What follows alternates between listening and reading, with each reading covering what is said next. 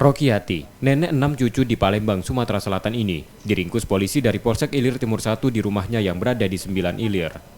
Tersangka tertangkap mengedarkan sabu di Palembang, termasuk pemasok sabu untuk oknum ASN KUA Palembang Jamaludin yang tertangkap sebelumnya.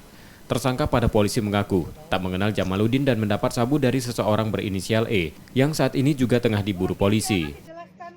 Karena pengembangan dari kasus yang sebelumnya, dapat ibu ini, kita tangkap beliau ini di wilayah IT3. Dalam hal ini diduga sebagai penjual sabu. BB yang kita amankan itu 3 paket sabu beserta uang dan perlengkapan lainnya untuk menjual sabu tersebut. Tersangka kini ditahan di tahanan Polsek Ilir Timur 1 Palembang dan terancam hukuman penjara seumur hidup. Reski Oktora, Muklas Differential, Kompas TV, Palembang.